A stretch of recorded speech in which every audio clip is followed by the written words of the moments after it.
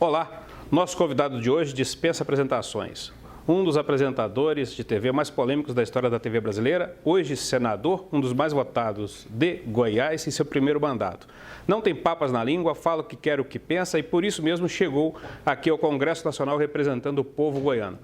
Senador Cajuru, obrigado pela sua atenção. Estamos aqui no seu gabinete. O senhor largou a sessão lá para vir conversar conosco. Uma honra. Obrigado. O prazer é meu, Mazini, meus únicos patrões, aqui o seu empregado público, ao dispor para mais uma entrevista. Graças a Deus é muito importante você que está acompanhando a Esplanada Web TV, e eu sei da enorme audiência, a gente ter espaço aberto, democrático, sem corte, sem edição, que é o que mais tem na imprensa brasileira, né? O que eu já dei de entrevista e o que eu já fui cortado, até no dia que eu não tirei chapéu para ninguém, os 10 chapéus do programa daquele imbecil do Raul Gil, eu gosto dele. Mas o que ele cortou na minha entrevista foi uma enormidade. Aqui não tem corte. Tudo que eu falei lá e que eu queria falar, ele garantiu para mim, não haverá edição, Cajuru, pode ficar tranquilo, não haverá edição, não haverá corte. Aí a minha equipe que você está conhecendo aqui, né? Aí a minha equipe falou, Cajuru, vamos fazer o seguinte agora, toda entrevista sua a gente grava. Aqui não tem corte. O senhor se sente mais à vontade hoje como senador para falar o que quer ou como apresentador? Claro que eu me sinto muito. Mas por causa do foro privilegiado ou não? Eu estou me lixando com foro privilegiado. Me respeita.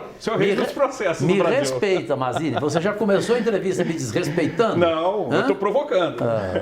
Vai te catar. Então por que o senhor se sente mais à vontade? Porque aqui é uma tribuna livre. Eu acabei de subir na tribuna, fiquei por 35 minutos falando. O que eu quisesse falar, eu falei, inclusive mal do Senado, que essa semana não vai trabalhar. Estamos na semana do 1º de maio. O feriado cai na quarta-feira, então todo mundo tinha que estar aqui trabalhando, segunda, terça, quinta, sexta. As comissões deveriam estar trabalhando, a CPI de Brumadinho também, e infelizmente a semana inteira, absolutamente inteira, a semana aqui é de férias, né? Aí vem com a desculpa de que não, os senadores podem estar nos seus estados. Senador, o senhor tem umas passagens curiosas que estávamos analisando, até um dia eu falei isso para o senhor, que alguns anos atrás, os seus algozes, o Marconi Perillo, governador de Goiás... Algozes? Algozes, críticos algozes.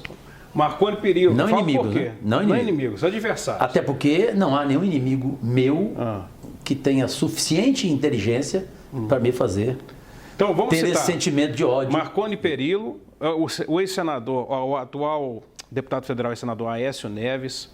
O Marconi Perillo foi preso, já foi solto, mas está com a justiça na cola. Aécio Neves com um camburão na porta, vai, não vai.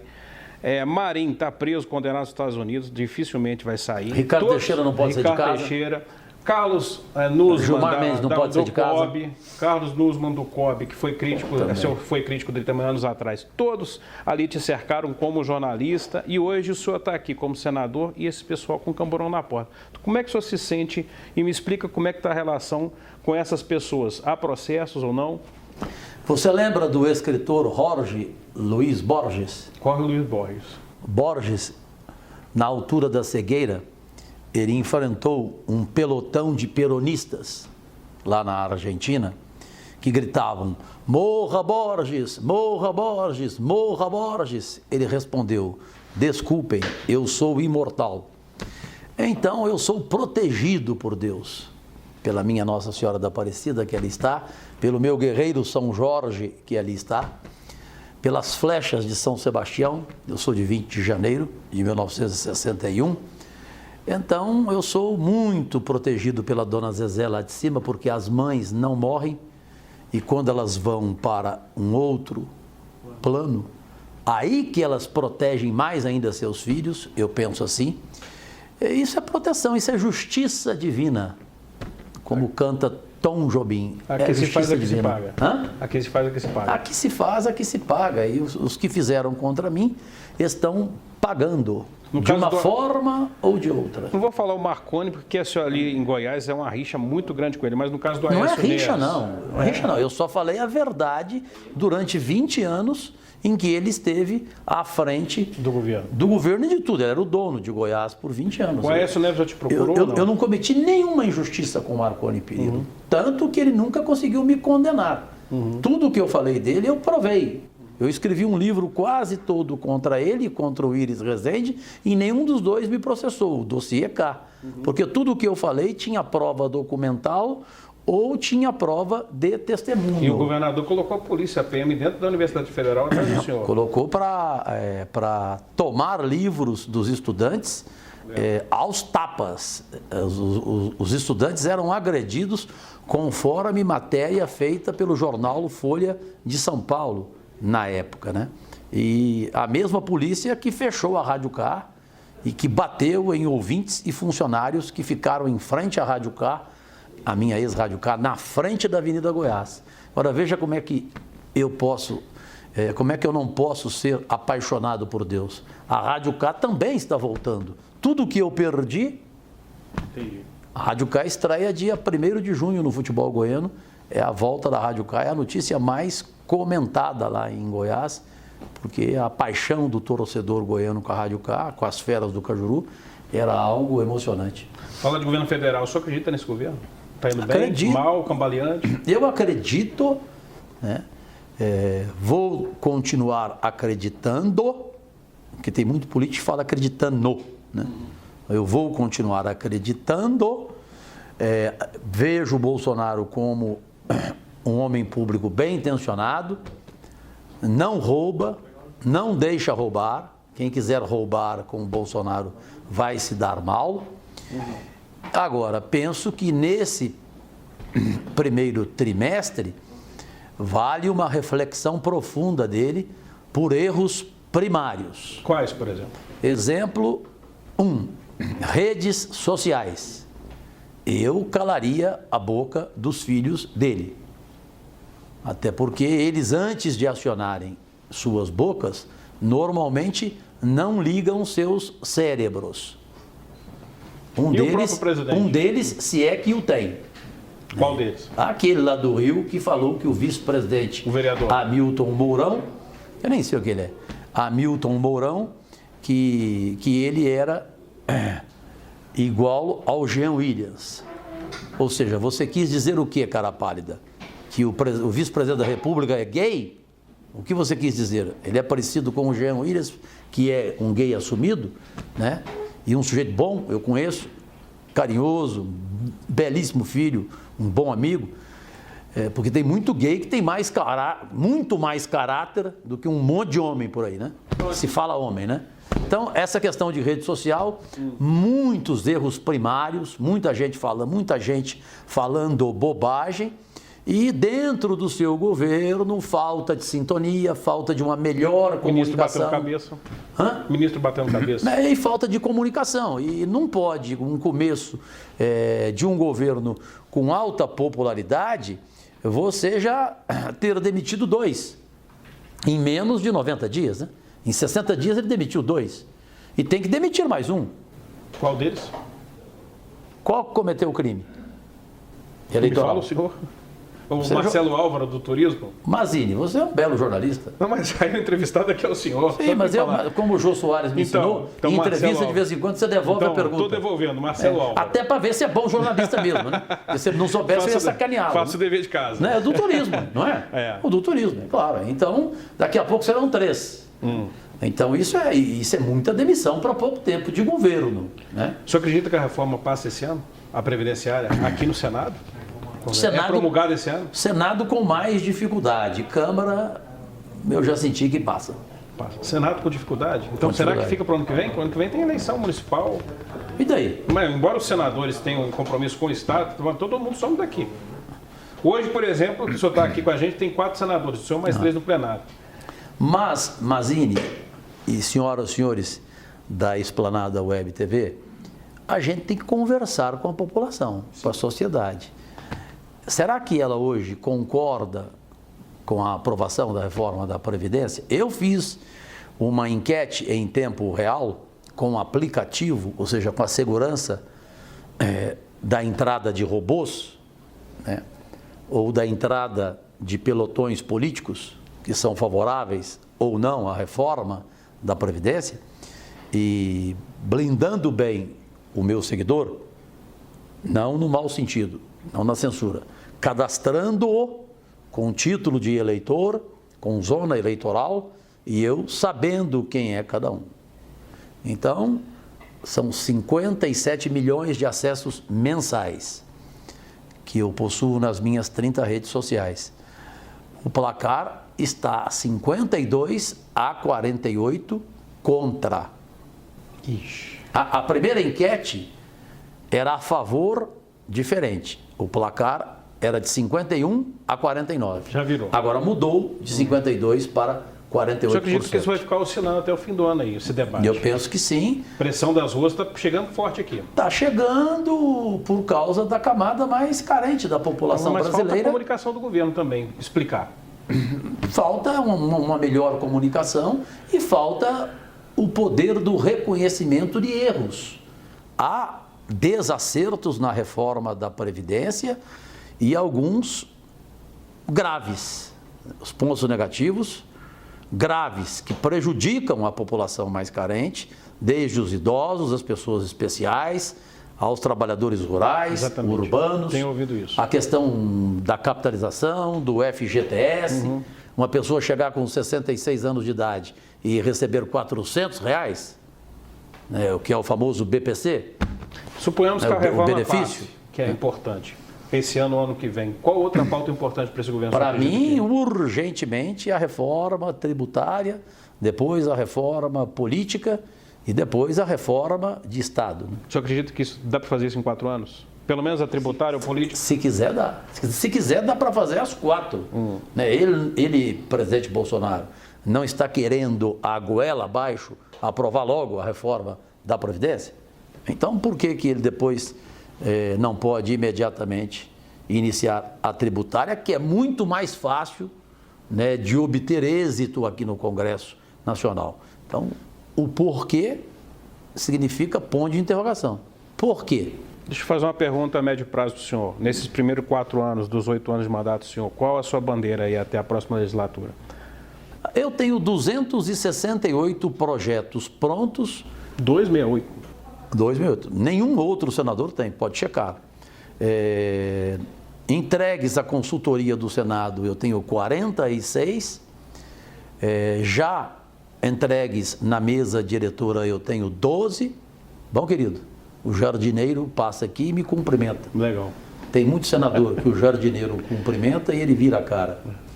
Aqui tem elevador só para senador, o privativo, e tem elevador só para funcionário. E eu só entro no elevador de funcionário, porque para mim isso é uma desigualdade brutal. Questão de honra. Questão de honra para mim, né? Então, o primeiro projeto meu foi o fim da reeleição, até obedecendo ao que o presidente propagou na campanha, que ele era contra a reeleição. Ele vai ser cobrado por isso. Né? Só que agora ele já não gostou. fala mais. Ele não só gostou do poder, como já deu uma entrevista dizendo que a população quer que ele fique mais 4 anos. População quer em cara pálida. Qual é a pesquisa que Vossa Senhoria fez? Que o senhor, já que eu consegui convencê-lo e lhe agradeço, via ministro Paulo Guedes, que eu tanto admiro, ele concordou com a minha proposta. Vamos dar fim a essa formalidade totalmente de Vossa falsa. Excelência. Vossa Excelência é minha mãe. Eu vi o projeto. Né? Vossas Excelências são os senhor brasileiros ou senhora, e brasileiras. já tá bom. Senhor, senhora, amigo, amiga, que formalidade idiota. Qual e ele concordou. projeto? Projeto fim social. da reeleição, projeto centro diabético para todo o Brasil, para que via SUS gratuitamente o diabético, a diabética, são quase 30 milhões, sejam atendidos com fornecimento de insulina, com direito desde ao pé diabético a quem necessita de cirurgia bariátrica ou a cirurgia diabética, que agora foi aprovada pelo Conselho Federal de Medicina, é de minha autoria. A primeira na história do Brasil, obra física de um vereador, o primeiro centro diabético do Brasil, em Goiânia, funciona desde 27 de junho do ano passado, atende a mais de 1.000 diabéticos por dia, com cirurgia, completíssimo centro, na Avenida Anhanguera, esquina com a Alameda das Rosas, e o ministro da Saúde, competente, qualificado, sensível, médico, Luiz Henrique Mandetta, lá esteve em Goiânia, no centro diabético, e o aprovou para ser referência nacional e para cada capital brasileira ter. Aqui no Senado já passou o meu projeto por unanimidade, foi votado aqui, e ele vai na semana que vem já para a Câmara, e o presidente Bolsonaro já avisou através de sua esposa, a primeira-dama, hipersensível, mulher equilibradíssima, educadíssima, que ama a saúde e que se preocupa com a saúde pública deste país, a Michele Bolsonaro. Aqui, ela participou no plenário de uma sessão sobre doenças raras e ela garantiu a mim que o presidente vai sancionar esse projeto histórico, eu creio, tanto histórico que a senadora Rose de Freitas, do Espírito Santo, usou o microfone na tribuna para dizer: senador Cajuru, o senhor pode ir embora daqui. O senhor não precisa fazer mais nada no seu mandato depois desse projeto do Centro Diabético. Mas eu tenho o meio ambiente, revitalização dos rios Araguaia e Tocantins, as bacias. São belíssimos. O projeto do bioma do Cerrado. Então eu tenho vários projetos na educação, a continuidade do Fundeb, que acaba no ano que vem, em 2020. Já temos que discutir agora para não acabar, porque isso significa acabar com 65 milhões de crianças que estudam. Então, tanto na educação, como na saúde, como no meio ambiente, são esses os meus principais projetos e para os quais eu tenho seguramente a melhor equipe voluntária de assessores. Pedro Simão, mito da história do Senado, perfeito. É o meu orientador político. Senadora Heloísa Helena cuida da saúde no meu gabinete, porque ela é professora da Universidade Federal, ama a saúde e ela não quer mais falar de política. E na educação, o senador Cristóvão Buarque. Tá bom, time ou ruim? Quando você tocou em alguns nomes aí, que eu não quero nem repetir, no início. como algozes, eu quero dizer da minha felicidade em tê-los como algozes, adversários, ou como queiram me interpretar, inimigos de repente, embora não tenham inteligência para serem meus inimigos. Eu só quero dizer a você o seguinte: pássaros e porcos não sentam na mesma mesa, e com esses aí eu já estou voando. Eu sou pássaro e vocês são porcos. Está registrado. Perfeito? E como dizia alguém que eles nunca leram e nunca vão ler, porque só leram gibis, os Aécios, os Marcones da vida, os Cabral da vida, como dizia muito bem o Gustave Flaubert, vocês sabem, políticos, bandidos, canalhas, esses que o Mazzini citou, vocês sabem quem foi Flaubert na França? Flaubert dizia o seguinte: um homem pode ser bem qualificado quando ele sabe escolher os seus amigos e os seus inimigos em função do que ele fala e de como ele pensa. STF, o senhor tem sido muito crítico do Gilmar Mendes em especial, da corte como um todo. Temos aí não, da corte não. Tem quem eu separo. Sim. Lá o placar é de 7-4. 7 eu gosto. Pode citar os 4? 4 eu abomino. Quais são? Os 4 que o Brasil abomina. O primeiro você já citou. Gilmar Mendes. É o mais odiado do Brasil. É inclusive motivo para o Nelson Rodrigues ressuscitar e mudar aquela frase de que toda unanimidade é burra, exceto a unanimidade que pensa o que pensa de Gilmar Mendes. Essa é uma unanimidade inteligente. Tem o Alexandre Moraes, tem aquele... Como é que chama aquele, gente? Dias Toffoli? Não, o Dias eu gosto dele. O Dias eu gosto dele. O terceiro lá que tem... Lewandowski. E agora você me complicou. O quarto eu esqueço. Daqui a pouco eu lembro. Ou se não tem lembrar, o presidente Dias Toffoli também entra nas suas Não, o Dias eu gosto do Dias Toffoli. Ele gosta de mim, ele me respeita, me trata bem há muito tempo.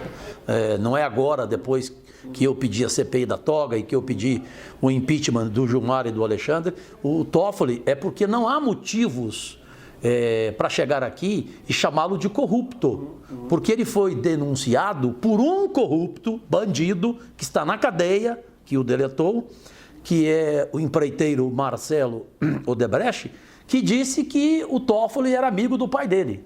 Isso aí não é documento. Isso não é crime. É crime? Eu não posso chegar aqui e chamar... Não está no Código Penal. Eu não posso chamar o Toffoli de corrupto porque o filho que está na cadeia disse que ele era amigo do pai, que também era bandido. A CPI do Lava Toga vai passar? Vai ser difícil. Né? Precisará de vocês, brasileiros e brasileiras... Cobrarem os senadores. Sim. Os senadores não, o presidente do Senado. Mas não é o plenário que vai decidir? Sim, mas primeiro você tem que pressionar o presidente para ele não engavetar a votação. Entendi. Porque a votação será com voto aberto. Sim. Então o Brasil inteiro vai saber quem está sendo contra a CPI do Judiciário, da toga, e quem está sendo a favor. É quase que um enterro político aquele que contra a CPI. Que o Brasil inteiro quer essa CPI. Porque o Judiciário não está acima do bem e do mal. Exatamente. Ele acha que está, que ele é inatingível, inatacável, mas ele não é. Só não pode ser investigado nesse mundo Deus. O resto, todo mundo pode ser. E se eles alegam a independência dos poderes? O Legislativo, o Judiciário, eles vão alegar que o Legislativo não pode investigar o Judiciário. Por que não? Se é o Conselho Nacional da Justiça para isso. Se é o Senado quem põe ministro... Sabatina e coloca lá. Então, por que ele não pode ser também... Partindo dessa prerrogativa, vocês... Quem põe, tira. Sim, né? Entendi. Agora, até porque tem vários pedidos de impeachment aqui engavetados. Sim, engavetados. O Gilmar Mendes tem 11 há 10 anos. 11. Todos foram engavetados. Agora a CPI é para investigar o que necessariamente? Tudo, os tribunais, o Poder Judiciário de uma forma absolutamente ampla e restrita, livre, com responsabilidade. Imagine, sem revanchismo. Entendi. Isso é fundamental. E com provas cabais, inquestionáveis, que facilmente iremos obter. Né? Eu tenho gravações em primeiríssima mão, para o Esplanada Web TV, eu te trago aqui. Eu tenho gravações do Supremo Tribunal Federal, autorizadas pela ex-ministra Ellen Grace, seríssima ministra por sinal, assim como Carmen Lúcia e outras, em que o governador de Goiás, por 20 anos, Marconi Perillo, foi grampeado. Eu tenho conversas dele sobre sentenças que, se eu mostrar para ti, você fica arrepiado. Então... Você pode trazer isso para a CPI? Eu vou trazer. Mas ele cita o ministro do STF ou do STJ? Não, aí é desembargador. O caso dele é desembargador. Porque a CPI tem que ser esclarecido para o povo brasileiro. A CPI não é do Supremo Tribunal, a CPI não é da Suprema Corte, a CPI não é contra os 11 ministros. É do Judiciário. Ela é de todo o Judiciário. Entendi. E também, em segunda mão, eu vou te trazer uma informação, mas não sei se teve grande repercussão, eu passei para outro veículo de comunicação. Dentro do Supremo Tribunal Federal, a CPI da toga passa. Tá. Sabia? Os ministros... 6-5. 6-5. 6-5. Eu dou nomes aqui. Se eu esquecer de um só. Carmen Lúcia, aprova a CPI da toga. Rosa Weber, aprova. Edson Fachin, aprova. Barroso, aprova. Fux e Celso de Mello. Celso de Mello, aprova. Luiz Fux. Aí não, eu tenho uma dúvida. Essa informação eu obtive lá dentro. O sexto está entre o Fux e o Marco Aurélio Mello. Então, lá o placar é de 6-5. Não passa aqui no Senado hoje, tanto que só 29 assinaram, porém passa lá dentro do Supremo Tribunal Federal. O senhor garante, então, que se a CPI for vier à tona aí, o senhor vai revelar esses bastidores aí das gravações? E se não vier? E um calhamaço ali em cima da minha mesa que chegou até mim. De Gilmar Mendes, de Alexandre Moraes. Tem dossiê já? Não é dossiê, eu não gosto de falar isso. Eu tenho documentação cabal. O Alexandre de Moraes já foi advogado da cooperativa do PCC. Sim. Tem cabimento? Isso foi noticiado em algum veículo. Sim, mas não foi noticiado o que aconteceu depois. E nós temos aqui. Só que por enquanto é Então segredo. aí tem chumbo grosso aí. Eu não gosto dessa palavra chumbo grosso, mas tem uma munição abismal. Muito bem. Senador Cajuru, nosso convidado hoje da Esplanada Web TV, muito obrigado pelo seu tempo, pela sua agenda. Para você, e pela aula de jornalismo aqui, de cidadania, revelando seus projetos. Isso não é aula, isso é o meu dever, é minha obrigação ser o primeiro a chegar, ser o último a sair. Trabalhar quarta-feira agora é feriado, mas eu terei o gabinete aberto até às 5 horas da tarde. É a casa do povo. É a casa do povo. Todo feriado eu vou ter gente aqui, todo feriado, desde o dia... Inclusive no carnaval tinha gente aqui. Sexta-feira da Paixão, quem trabalhou?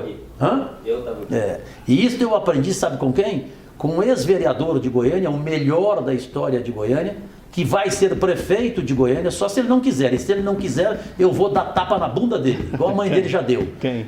O hoje deputado federal, brilhante, preparado, Elias Vaz. Ele que me ensinou isso, Cajuru. Aqui a gente tem que ter a responsabilidade de trabalhar, Cajuru. Fazer o que você faz, chegar aqui cedo, sair daqui. Eu aprendi muito com ele, inclusive aprendi com ele CPI, porque eu fiz parte de uma CPI que ele era o relator. Ele é meu professor parlamentar. Perfeito. Certo? E ele não está aqui, eu estou falando isso. Mentira, ele está aqui. Muito bem. Mas é que toda entrevista que eu tenho chance, eu falo dele. Muito bem. Conosco hoje, senador Cajuru, uma honra. Honra minha. Vamos repercutir bem a sua entrevista. Repercute mesmo, para o Brasil inteiro. Até a próxima. Até. Obrigado, obrigadíssimo. Sucesso. Amém, querido.